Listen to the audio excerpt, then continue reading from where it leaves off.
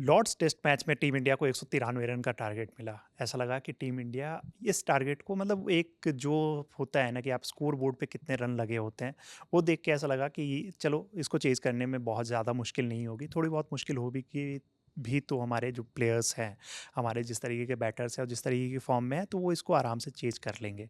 लेकिन जब दिन का खेल खत्म हुआ तो हमारी हालत कुछ बहुत ज़्यादा अच्छी नहीं है। 4 विकेट हमारे गिर चुके हैं, 58 रन बस स्कोर बोर्ड पे लगे हैं। और हमें अभी जीत के लिए 135 रन और चाहिए। सुनने में वैसे लगता है कि 135 रन ही है और हमारे 6 विकेट बचे हुए हैं, लेकिन जो लॉर्ड्स की पिच है, उस पे 135 रन बहुत ही ज़्यादा है। वो हम सब ने आज के गेम को देख के समझ लिया है। आज जो सबसे इम्पोर्टेंट चीज़ रही, जो सेकंड इनिंग में इंडियन बैटिंग में हम लोगों ने देखी, कि हम लोगों ने जो एक डर होता है ना मन में, एक साइकोलॉजिकल प्रेशर होता है कि इस बॉलर का ओवर जो है, वो हमें सँभल कर निकालना है, वो थे जोफ्रा आर्चर। लेकिन आज सबसे ज़्यादा हमें परेशान किया है एक और बॉलर ने, जिसके बारे में हमारे साथी सुकांत बताने के लिए मौजूद हैं। सुकांत, कौन है वो बॉलर और क्या रहा आज उनकी बॉलिंग का? जी, ब्राइडन कार्स की रवि यहाँ बात कर रहे हैं और ब्राइडन कार्स ने आज 4 ओवर में 11 रन देकर के 2 विकेट निकाले और वो चारों ओवर के हर बॉल पे लग रहा था कि कुछ ना कुछ होगा। एग्ज़ैक्टली, मैं यही कह रहा हूँ कि स्टैट्स में 4 ओवर में 11 रन 2 विकेट, इससे लोगों को नहीं वो समझ आया। लेकिन जिन्होंने मैच नहीं देखा है, उनको ये चीज़ जो आपने बताई ना, हर बॉल ऐसी जो थी ना, वो देख के लग रहा था कि इस बॉल पे कहीं आउट ना हो जाए, इस बॉल। और लोग उनको मतलब जो हमारे प्लेयर्स थे, उनको अवॉइड करने की कोशिश कर रहे थे, नॉन स्ट्राइक पे जा रहे थे, कैसे भी कोशिश कर रहे थे कि भाई इनकी बॉल को ज़्यादा टच भी ना करें।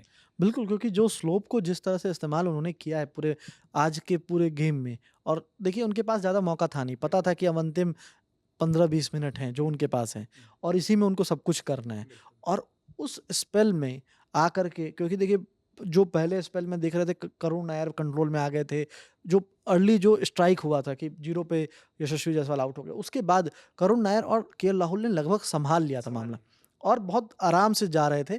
लेकिन अचानक से ब्राइडन कार्स के ओवर में इवेंट होना शुरू हो गया और करुण नायर बहुत कंट्रोल में जो नज़र आ रहे थे, उनको कुछ समझ नहीं आ रहा था कि बॉल कभी पड़ के अंदर आ रही है, कभी पड़ के बाहर जा रही है और जिस स्पीड से वो बॉल मूवमेंट कर रही थी और जितना काँटा बदल रही थी, ऐसा लग रहा था जैसे कि कोई स्पिनर बॉल कर रहा है, बिल्कुल। इतनी ज़्यादा स्विंग कर रही थी और ये चीज़ ब्राइडन कार्स जितने इफ़ेक्टिव आज दिखे हैं, अगर ये कल का दिन में इतना ही इफ़ेक्टिव होगा तो इंडिया के लिए 135 रन तो छोड़िए मुझे लगता है 75 रन भी यहाँ होते तो वो मुश्किल हो जाते। बिल्कुल, ये क्योंकि क्योंकि जो लॉर्ड्स की पिच या फिर इंग्लैंड की, सॉरी सुगंध मैं बीच में रोक रहा हूँ, कि लॉर्ड्स की जो पिच होती है या फिर इंग्लैंड ओवरऑल, हम लोगों ने जो मतलब बचपन में जो क्रिकेट देखा है, जो जितनी हमारी याददाश्त है, बहुत कम ऐसे मैचेज़ होते थे ना जो 5 दिन जाते थे। हाँ। अब चीज़ें चेंज हुई, ड्यूक बॉल को लेके बहुत सारे विवाद हो रहे हैं। सबसे सिंपल एग्ज़ाम्पल आपको देखने को आएगा, आप पुराने ड्यूक बॉल को देखोगे और अभी अभी के ड्यूक बॉल को देखोगे, उन दोनों के कलर कलर में चेंज है। सबसे सिंपल चीज़, बाकी टेक्निकल चीज़ों पे अभी हम लोग नहीं जा रहे हैं। तो वो मतलब सिंपल एक चीज़ बन गई है कि बैटिंग फ्रेंडली इस बॉल को ज़्यादा बना दिया गया है। लेकिन अब जो ड्यूक बॉल ने आज के दिन में जो खेल किया है और वो जो कल करेगी, और फिर उसमें साथ मिलता है इंग्लैंड की कंडीशन का, लॉर्ड्स की पिच का, जहाँ पे स्लोप बनी हुई है, जिसका एडवांटेज उठाते हैं बॉलर्स वहाँ पे कि स्लोप पे टप्पा डाल के गेंद को अंदर लाना है। तो वो चीज़ आज हमें ब्राइडन कास्ट से देखने को मिली और ब्राइडन कास्ट ने मतलब ओवरऑल जो जोफ्रा आर्चर की ताकत है और जिस तरीके से वो बॉल डालते हैं, वो आज भी बॉडी लाइन को टारगेट कर रहे थे, शॉर्ट पिच बॉल डाल रहे थे। क्रिस वोक्स जो एकदम से खतरनाक हो जाते हैं, बॉल को अंदर की तरफ ज़्यादा बेहतर स्विंग कराते हैं, वो भी अपना काम कर रहे थे। लेकिन कार्स के आते ही जो इंग्लैंड की टीम लग रही थी कि थोड़ी डिफेंसिव हो रही थी, एकदम से अग्रेसिव हो गई और उन्होंने इसका तुरंत ही एडवांटेज उठाया। देखिए, जो अभी आपने बात बोली ना कि जिस तरह से वो स्लोप का यूज़ कर रहे थे। दरअसल इंग्लैंड की जो रेगुलर पिच जो बॉलिंग होती है, वो top of the of out करने की कोशिश करते हैं। वो स्लिप चाहते में हैं कैच कराना। हाँ, या तो टॉप ऑफ द ऑफ या स्लिप में। मतलब वो ज़्यादातर उनके गेम में यही है, स्ट्रैटेजी उनकी यही होती है कि टॉप ऑफ द ऑफ को वो हिट करते हैं। और आप देखिए ये स्ट्रैटेजी इंडिया ने बहुत अच्छे से निभाया पूरे। बिल्कुल। तो इस पर कई बार कमेंटेटर्स भी बोल रहे थे कि मुझे ये समझ नहीं आ रहा है कि जो इंग्लैंड की रणनीति होती थी बॉलिंग में खास करके जेम्स एंडरसन की या स्ट्रॉट स्टुअर्ट ब्रॉड की। स्ट्रट ब्रॉड की, तो वो यही होती थी कि आप टॉप ऑफ द ऑफ को हिट कीजिए, बाकी जो काम है बॉल थोड़ी बहुत स्विंग और इससे हो जाएगी। क्योंकि अगर लगातार आप वहाँ पे हिट करते रहेंगे तो एक आध बॉल स्टंप पे जाके लगेगी, एक आध बॉल पैड पे जाके लगेगी और वहाँ से आपको विकेट मिलने के चांसेस बढ़ जाते हैं और एज लगा तो भी स्लिप में आपके पास मौका है। तो वो जो चीज़ नहीं हो रही थी, जो शुरुआत से आप देखोगे कि इंडिया और इंग्लैंड की बॉलिंग में, तो इंडिया के जो जो मतलब शुरुआत में जो अटैक जो न्यू बॉल से जिस तरह की रही है स्ट्रेटजी, वो बहुत अच्छी होती थी, लेकिन इंग्लैंड की नहीं होती थी। पर आज जो क्योंकि उनके पास अब कुछ नहीं बचा, वो पता है कि 192 रन ही हैं। अब इसे सेव करना है। ऐसे रवि लॉर्ड्स के रिकॉर्ड के हिसाब से मैं बताऊँ तो वहाँ पे चेज़ करना 200 से कम का स्कोर बहुत बड़ी बात नहीं है। लेकिन यहाँ की पिच जिस तरह से मूवमेंट कर रही है, जिस तरह से खेल कर रही है, रिकॉर्ड्स मायने नहीं रखने वाले हैं। ये चीज़ें बदल सकती क्योंकि यहाँ पे चेज़ करना बहुत मुश्किल होता जा रहा है और हमने देखा है कि लास्ट के 15-20 मिनट में किस तरह से मोमेंटम चेंज हुआ है। बचने की हम कोशिश कर रहे थे, जो कल हम लोगों ने देखा पिच पे इतना बवाल हुआ, इतना ड्रामा हुआ कि वो लोग भी बचने की कोशिश कर रहे थे कि आखिरी ओवर्स को कैसे भी अवॉइड किया जाए, ज़्यादा गेम ना हो, जो हमारे विकेट्स बचे रहें। आज हम भी वही काम कर रहे थे, हमने नाइट वॉच वन को भेजा, सब कुछ ट्राई करके देख लिया कि कोई चीज़ का हमें एडवांटेज नहीं मिला। आखिरी सवाल जो सुकांत है, जो बार-बार हमें मतलब एक क्रिकेट फ़ैन को, इंडियन क्रिकेट फ़ैन को जो परेशान कर रहा है, क्या हमने एक्सपेक्ट किया था कि ब्राइडन कार्स इतने खतरनाक हो सकते हैं? क्योंकि हम सब ने जोफ्रा आर्चर के बारे में एक्सपेक्ट किया था। एक टाइम को हमें ये भी था कि जो क्रिस वोक्स हैं, क्योंकि हमने देखे हैं उनके कुछ स्पेल्स और जो रहे लॉर्ड्स हैं में उनका रिकॉर्ड बहुत अच्छा है। बेहतरीन रहे हैं। मतलब क्रिस वोक्स को पर्सनली मैं बहुत पसंद करता हूँ, जब वो इन स्विंग कराते हैं ना, बॉल जब उनकी अंदर घुसती है, वो बहुत मुश्किल हो नीतीश जाती है रेड्डी वाला कभी-कभी जो खेलनी। बोल्ड है वो बिल्कुल। देख लीजिए। तो लेकिन ब्राइडन कार्स ने जिस तरीके से आज वो हुआ, क्योंकि हम जोश टंग को देख रहे थे, जोश टंग जो हैं वो विकेट निकाल रहे थे, रन देते थे लेकिन विकेट निकाल रहे थे। लेकिन ब्राइडन कार्स पहले सुनते आ रहे थे कि ब्राइडन कार्स का रिकॉर्ड अच्छा है, दूसरी जगह पे इन्होंने अच्छा परफॉर्म किया है। इस सीरीज़ में उतना कुछ खतरनाक अभी तक दिखे नहीं थे, लेकिन आज उन्होंने दिखाया है कि उनके अंदर क्या क्वालिटी है।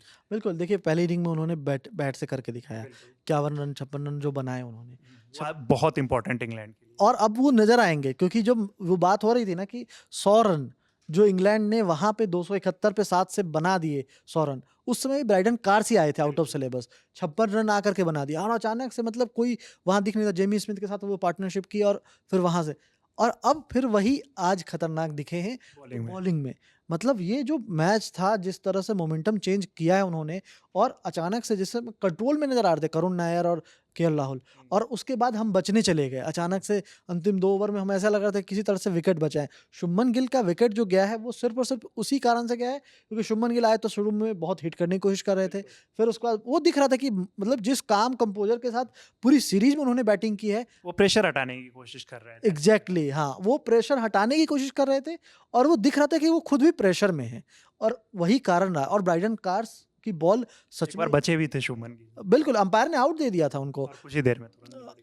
और उसके बाद फिर आउट हो गए। तो वही चीज़ है कि इस मैच में बहुत इवेंटफुल रहा उनका ओवर 4 ओवर ही उन्होंने डाले और 4 ओवर में इतना इम्पैक्ट उन्होंने डाल दिया है। अब कल जब स्पेल शुरू करेंगे और जब कल वो बॉलिंग करने आएँगे और क्योंकि देखिए अभी बॉल बहुत नहीं है, 18 ओवर बॉल पुरानी है। कम से कम हमें 10-15 ओवर तक किसी तरह से विकेट नहीं गँवाना है। तभी जाकर के वो बॉल सॉफ्ट होगी तो हम थोड़ा एडवांटेज ले सकते हैं। जो कि हम कोशिश हुआ है, मतलब ऐसा हो सकता है, क्योंकि जो अभी तक की कंडीशन है, जो बॉल जिस तरीके से खेल रही है, वो बैटिंग करनी बहुत ज़्यादा मुश्किल हो रही है। आज पूरे दिन हमने देखा कि बहुत मुश्किल बैटिंग हो रही है, तो वो कहीं न कहीं बहुत ही ज़्यादा होने वाली है। एक चीज़ जो मलाल है, हम सब फैन्स को ये ख़राब लग रहा है, क्योंकि वॉशिंगटन सुंदर ने आज हमारे लिए जितना कमाल किया, वो भी एक आउट ऑफ सिलेबस आया इंग्लैंड के लिए। उन्होंने एक्सपेक्ट नहीं किया होगा कि एक स्पिनर इतनी बेहतरीन बॉलिंग कर देंगी। तो जिस तरीके से आज उन्होंने बॉलिंग की है वॉशिंगटन सुंदर ने, उनके प्रदर्शन पे कहीं न कहीं अगर हम इस टेस्ट को हारते हैं ना, तो ऐसा लगने लगा है कि बहुत ज़्यादा मतलब उनका जो परफ़ॉर्मेंस है ना, वो काफ़ी ज़्यादा निराश होंगे वॉशिंगटन सुंदर। बिल्कुल अभी निराश नहीं है। अभी जस्ट हाँ, मैच के बिल्कुल। बाद ये उनसे उनसे बातचीत हो रही थी। अगर-मगर की ही बात है कि हाँ। अगर, क्योंकि ऐसी सिचुएशन में वो है कि मैच फँस चुका है, तो इसलिए हम बिल्कुल और पोस्ट मैच में उन्होंने क्या कहा है वो भी रवि बहुत इम्पोर्टेंट है। उन्होंने कहा कि हम मैच जीत रहे हैं हाँ। और हम ये मैच जो है लंच के 1 घंटे के भीतर जीत जाएँगे।